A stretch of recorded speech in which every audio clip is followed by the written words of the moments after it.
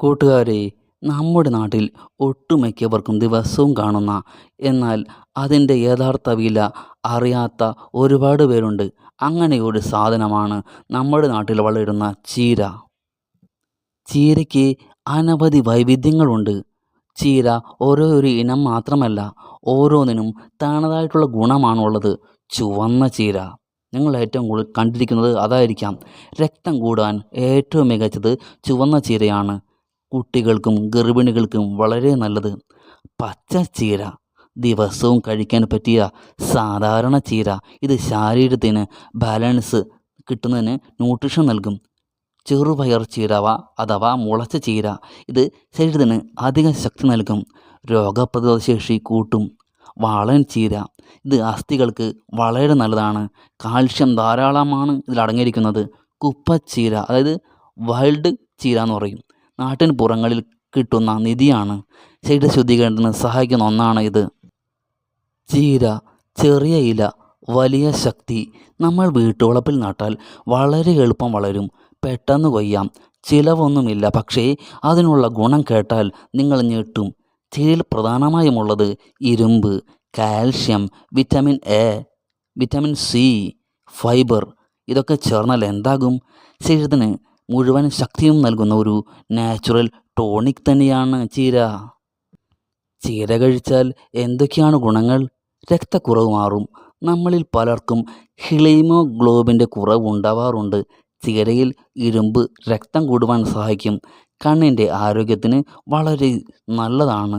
ചീരയിലുള്ള vitamin A കാഴ്ചശക്തി വർദ്ധിപ്പിക്കും. കണ്ണ്, ഉണക്കം, ചൂട് എന്നിവ കുറയ്ക്കും. ജീർണത്തിന് വളരെ നല്ലതാണ്. അത് ചീരയിലെ ഫൈബർ കുടൽ ശുദ്ധമാക്കും, മലബന്ധം ഒഴിവാക്കും. ഇത് ശരീരത്തിൻ്റെ ചൂട് കുറയ്ക്കും. വേനലിൽ ചീര കഴിക്കുന്നത് ശരീരത്തെ തണുപ്പിക്കും, ഉള്ളിലെ ചൂട് കുറയ്ക്കും, നമ്മുടെ ത്വക്ക് സുന്ദരമാകും.